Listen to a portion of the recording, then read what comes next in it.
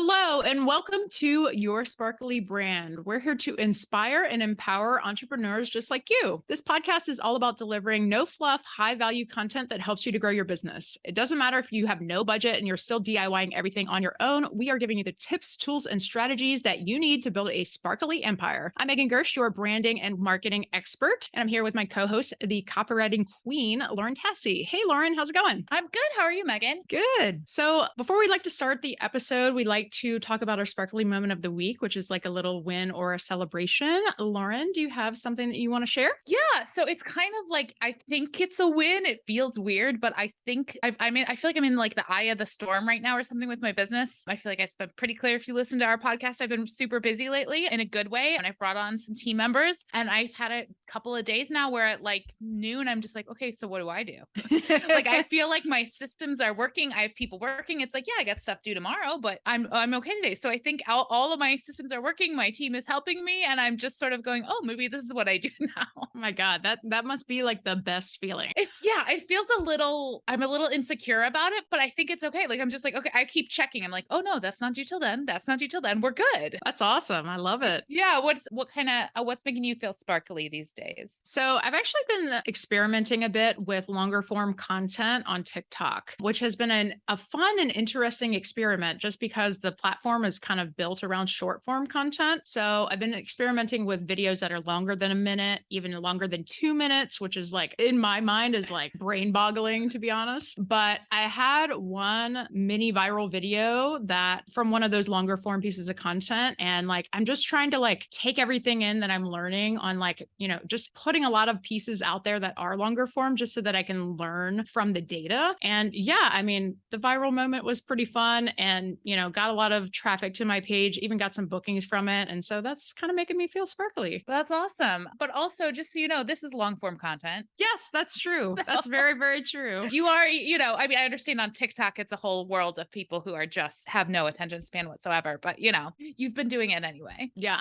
The thing about like posting long form content on TikTok is that there has to be no fluff. What I'm learning about like the longer form content, like imagine like when you watch a YouTube video, there's at least like animations and like little like B-roll that like pops in. It's like not that way on TikTok. It's like value, value, value. And if you do not deliver that like back to back to back, people scroll. Oh, that's so interesting. Yeah. All right. So let's get into our topic for this episode. We are talking about how to write product descriptions that sell. This is my wheelhouse. This is how I got started as a copywriter. This is what I still do for clients, what I teach other people how to do. So I'm excited to share some of my tips and tricks today. I'll start with, I write for a lot of fashion brands. I got my start in fashion. So a lot of my examples might be sort of clothing related, but they really can translate to anything that's sort of a lifestyle product. If you're selling plungers, maybe not necessarily so much, unless it's like a really chic high-end plunger. But this, I think that our audience is probably people that are selling very much lifestyle products. So I will start by saying that, but product descriptions are so important. I think people don't realize that because photos are great, right? A standard, you need to have great photos, but beyond that, the selling happens in the product descriptions. It's what makes people feel the clothing on their skin. It's what makes people imagine the vase in their house is the product descriptions. It takes them from looking at something on a screen to envisioning it in their lives. You have to convey the way it feels, the way it fits, and the whole entire experience of having this product in your life. So that's the why. Let me get into some of my formula for writing product descriptions. And the first one, we always say this, it's like always comes down to this, know your audience, right? We're not just writing to like the world or all the women in the world. We are writing to someone specific. So if you've done your customer research, if you've done your ideal client work, Meg has a workbook on that we'll put a link to. So once you can get that sort of dream client, that dream customer nailed down in her persona, you can write to her. This is where sometimes it seems silly, like, oh, we give her a name and she has, 2.5 kids and a dog and she works in marketing or whatever. But having someone specific in your mind to write to makes it so much easier. And some things to think about when it comes to specifically fashion related stuff is like, who is her style icon? Like, who is she following on Instagram? Instagram?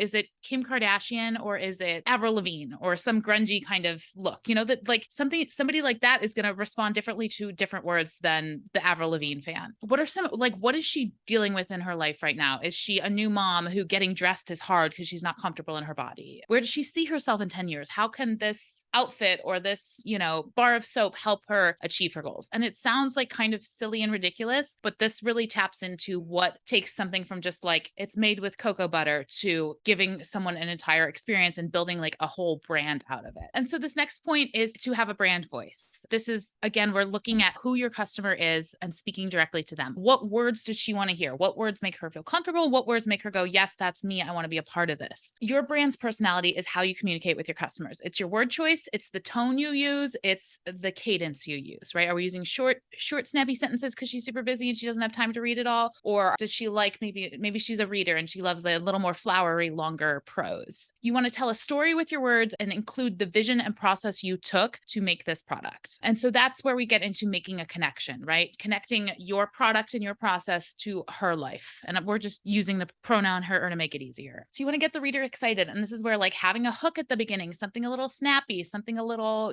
that makes you go, oh yeah, this isn't just, another Amazon product description or something that, we kind of get immediately bored by. I'll put a link into the show notes. I have a whole little free workshop on how to write product descriptions that sell. I call them product stories because we're really telling a story. And in that I have there's a little video where I show you 3 very similar, like they're like white floral dresses. And one is $250 and one is like $20.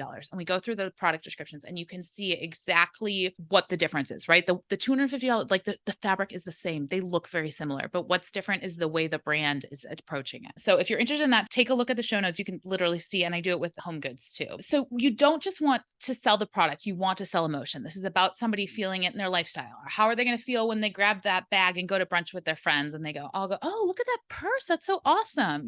It's part of feeling confident and feeling important. And these are like the identities we tap into when we're buying something, right? So you want to evoke emotion, right? And find out what matters to your audience. This is where that work, that upfront work about thinking about what's keeping you up at night can help connect with your audience. Shopping online can feel very transactional and people miss the excitement of, feeling the clothes when you're walking through the store or smelling the candles in the store. So that's where the words have to replace that tactile sense experience. So when people approach you to write these product stories, are they approaching you to also integrate the SEO kind of component into it? Or is that like a completely separate thing? Because I feel like there might be a little bit of a challenge there when it comes to integrating the keywords that they're trying to hit and also trying to evoke that emotion. Yeah. So it depends on the product, right? And if we're talking about most of the examples I've given here today, clothes, candles, a purse, that kind of thing, we also aren't writing 300-word product descriptions. It's just unnecessary. You're going to lose people. They're not going to read it. So part of SEO is that it needs to be included in text that is somewhat lengthy, right? So a 50-word product description, if we're dropping the keyword,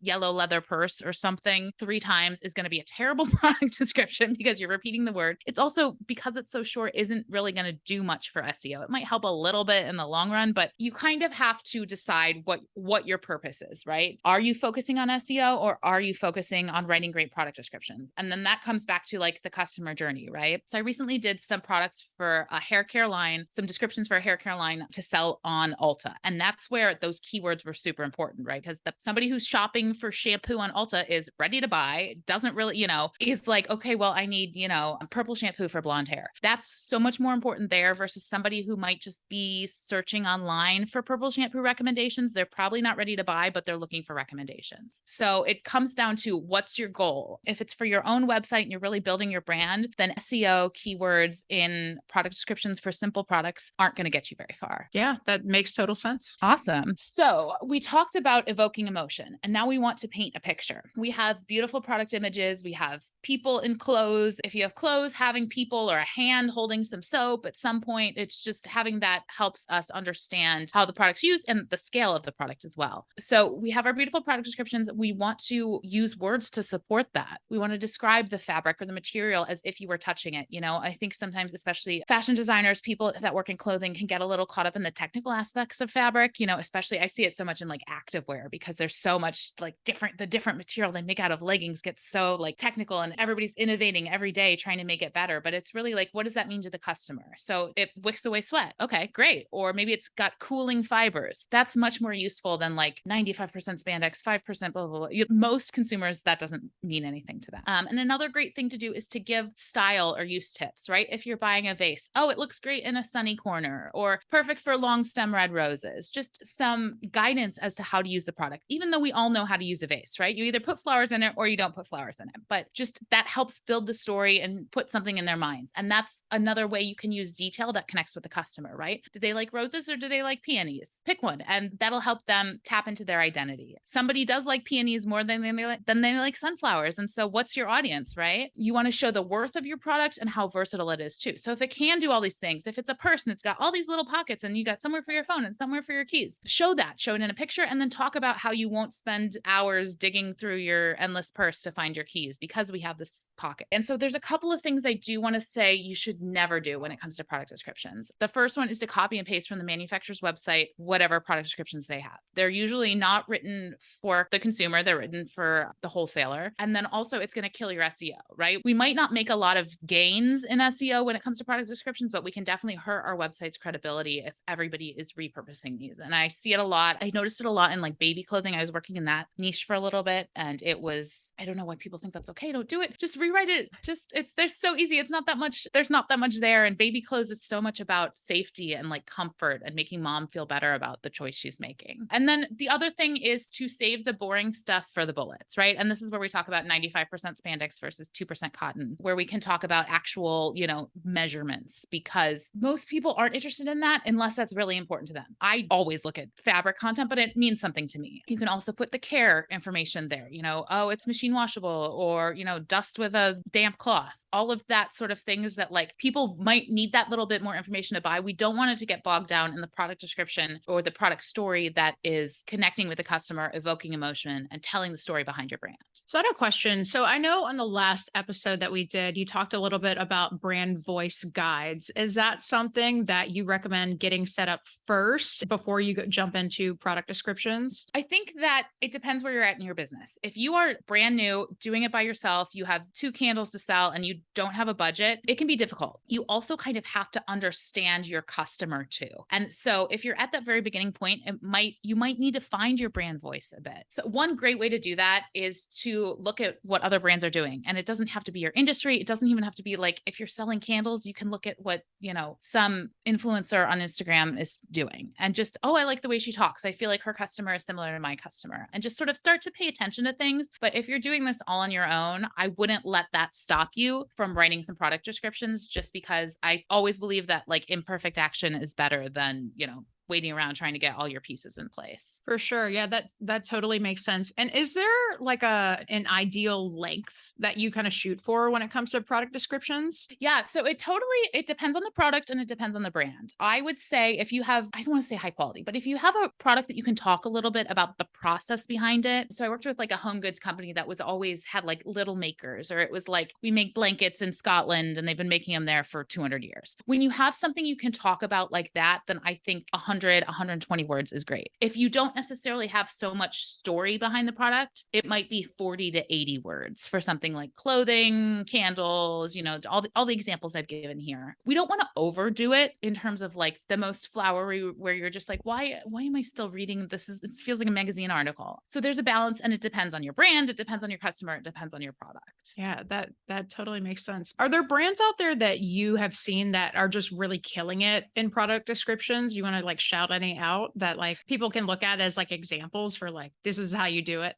Yeah. So I haven't, and this is in the free workshop that I have, and I actually haven't looked at what they've been doing lately, but Reformation is always like a great example of a brand voice. And I feel like I need to like actually get a newer example, because this is a reference I use on the phone with clients too, is they know their customer. And it's one of those brands where like when their email lands in your inbox, you know who it's from just based on the subject line. They just have their attitude down. They have who they're talking to, and they know their customer. So check out what they're doing. I'm assuming they're still doing the same thing they were doing, because they're kind of known for that, but that's definitely one. And they do it in a short amount of words too. So now I want to hear from our listeners. I am curious to hear how closely you look at product descriptions before you click add to cart. Are you you kind of like Sherlock Holmes, where you need to know every single detail before you buy? Or are you kind of like on the fence, like it kind of depends on the product? Or do you never read product descriptions? If you're listening to this on Spotify, please drop your answer in the poll response. Or if you're watching this on social media, then drop it in the comments. So obviously,